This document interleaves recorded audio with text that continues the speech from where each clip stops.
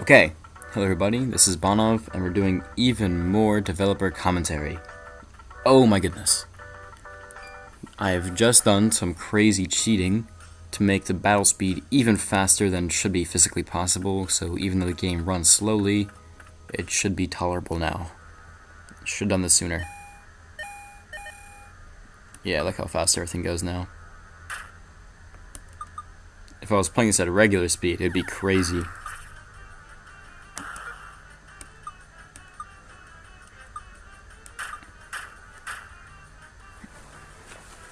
Phone call or text. I have a text. Oh my goodness, I have two texts. Who's texting me?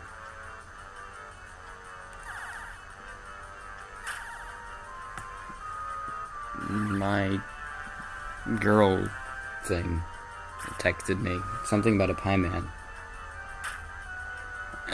Well, I'll investigate later.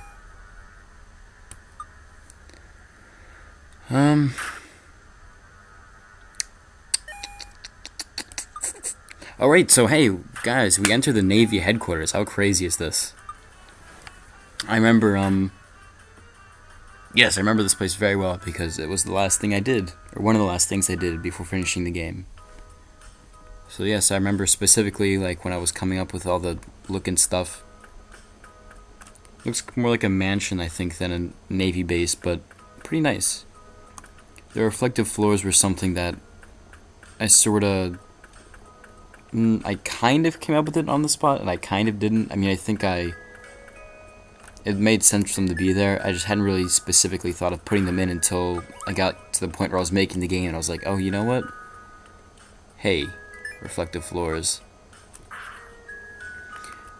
It sort of is symbolic of the Navy and their, I don't know, weird obsessive-compulsive cleanliness.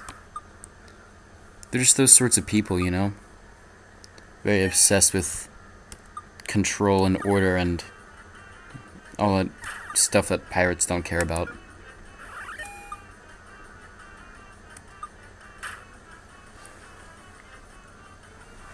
And then, of course, I worked into some puzzles later on. We'll see those soon. I also made these new Navy grunts for the final dungeon. And they're all based on the same template as, like, Bradley is. I don't know if you ever noticed, but actually, like, you know, I mean, these battle sprites, when the characters, the main four in battle, are just based on, like, their walking sprites. But when you're fighting other humans, you can compare it here, like, looking at her and him. They're a little taller. That's because they're, well, taller, yeah. I mean, I made them to be bigger. Because I want to add more details to characters like Bradley. I mean, I think it's sort of understood they're not, like, literally giants or, like, oversized. Which, I mean, it's actually not even noticeable. I don't think if anyone's ever pointed that out to me. It's just sort of something that's there.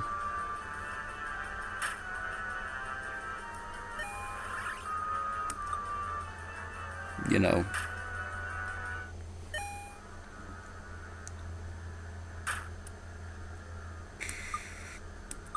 Generally speaking, the lieutenants, the guys with the blue hats and blonde hair, are, like, more defensive. They use, like, you know, the fire shield, stuff like that. Whereas these guys are a little more balanced. They have, like, different types of magic attacks. And I think they have a couple defensive moves, too. And there's the third kind, the Super Navy, who are, like, super aggressive.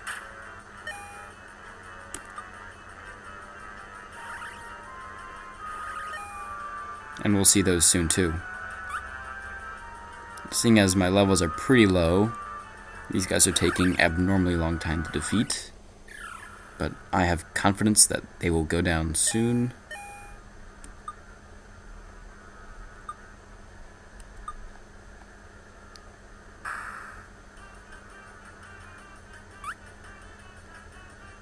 Any second now.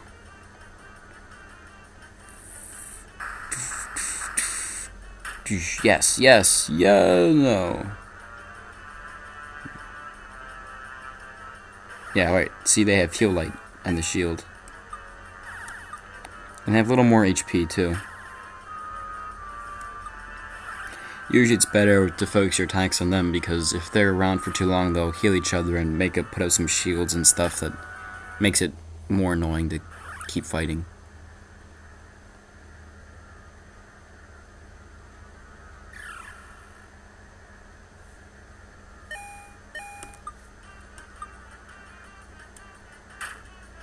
Jesus, come on. Seriously? Thank you. Alright. That was a lot of experience points. Alright. Level 40, Inferno. Yes. Some of you might be wondering why I have Def Down as opposed to the updated Def Down Max, and the reason is very simple. I don't really lower enemy defenses unless I'm fighting a boss, and bosses usually only come in one at a time.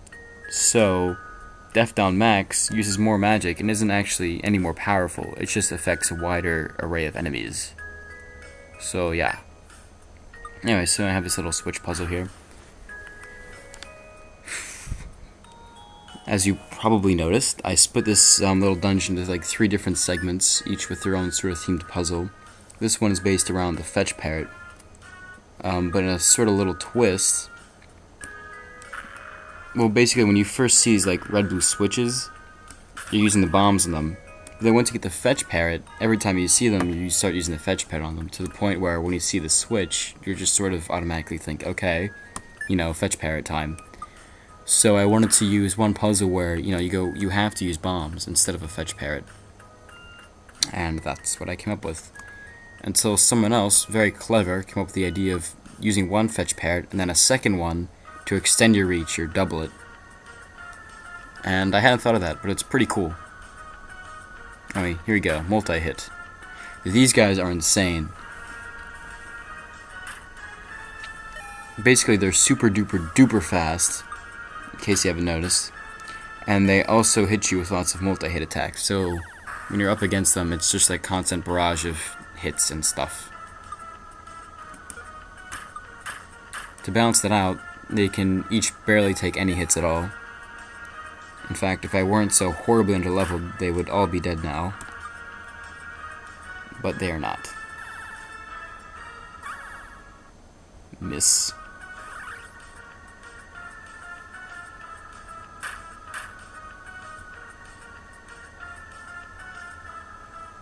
And of course, they get the faster battle music.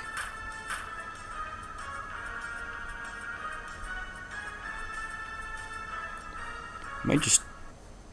Jeez.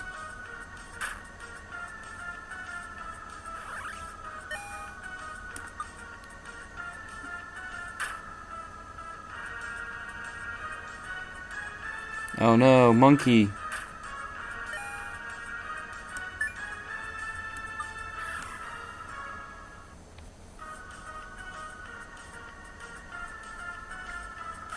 These guys don't have any support moves or defensive moves, just lots and lots of hits.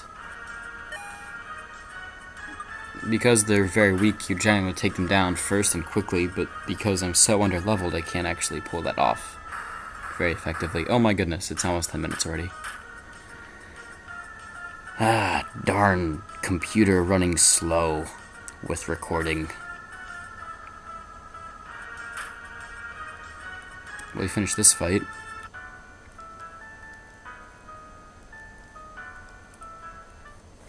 Okay.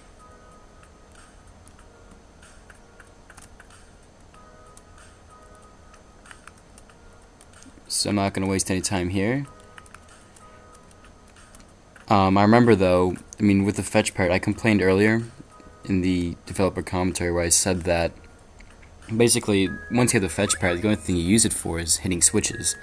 And it becomes kind of lame because the switches don't really get that complex. I mean, it's basically just you see a wall and you hit the switch and the wall goes away. Not exactly, you know, great puzzle design. But then when I was making the treasure tower, I thought of one last, like, decent new use of the fetch part, which was the fact that when you use it, the view moves with it. So I thought of putting something out of view, and that's basically where this puzzle came from. That last one. Not that you actually saw me solve it the way you're supposed to. Because I am low on time.